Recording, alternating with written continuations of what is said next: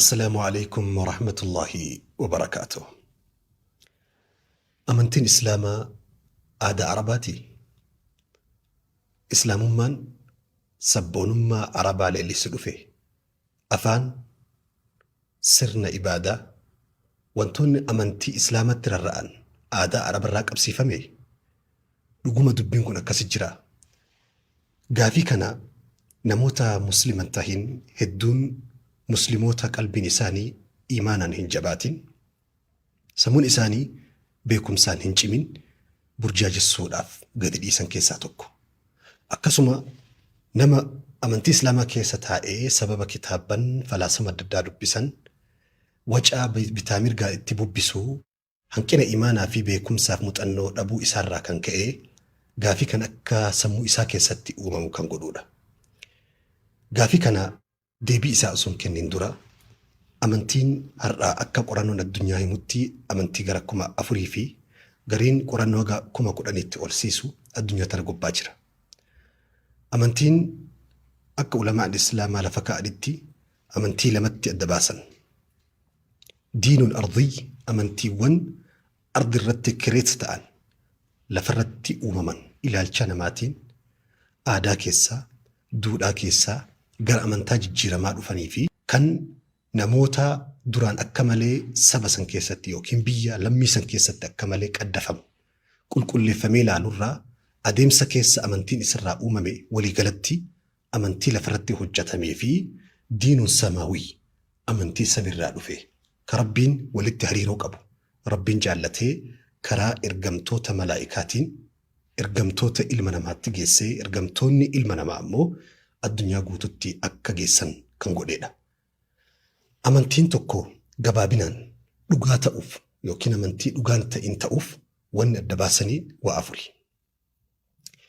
Inni jalqabaa moggaasa maqaa isaati. Amantiin kamuu maqaa of danda'e qaba.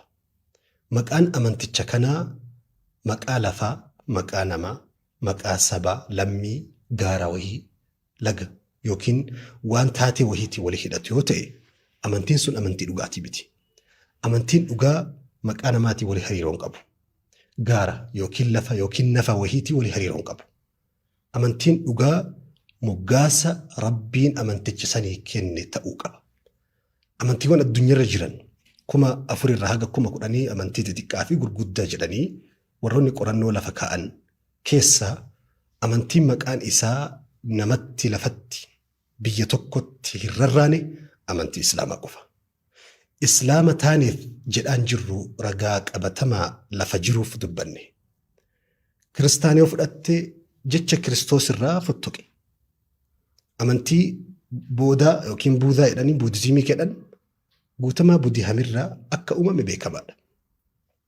Amantii majuusaa ta'e amantiiwwan addunyaarra jiran hundi warroota amantii sankireet godhan yookiin ilaalcha isaan fidan yookiin naannoo amantiin sun itti hojjetameen maqaan sun itti kennama.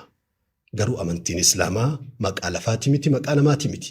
Kanaafuu hariiroo dachee hin qabu. Hariiroo lafaa, hariiroo namaa hin qabu jechuudha. Amantiin dhugaa ta'uun tokko moggaasa isaati. Isa lammaffaati. Amantiin tokko dhugaa ta'uudhaaf amantii bara tokko barri inni itti uumame, barri inni itti argame jiru ta'uun qabu. Maal jechuudha?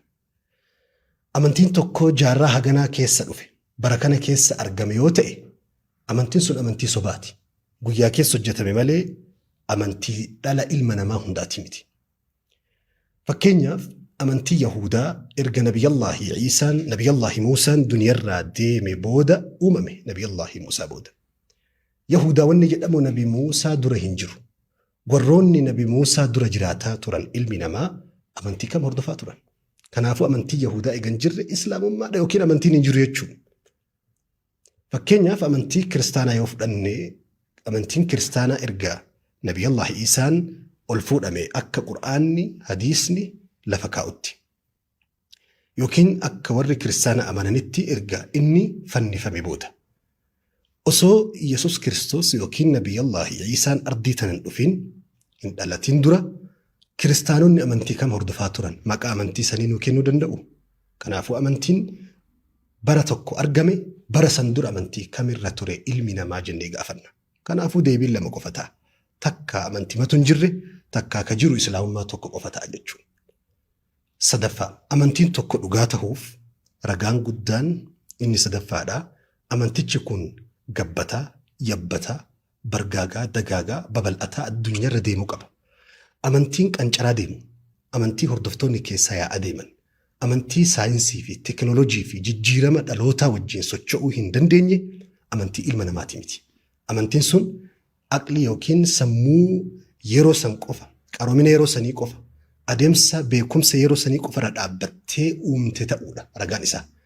Osoo amantii addunyaa ta'e ilmi namaa hundi yoo dhufe, dhaloonni fedhe yoo jijjiirama, barri teekinooloojii, saayinsii fedhe jijjiirama yoo dhufe, amantii saayinsii fi teekinooloojii wal fudhatu dhaloota kamuu wajjin wal simu ta'uudha.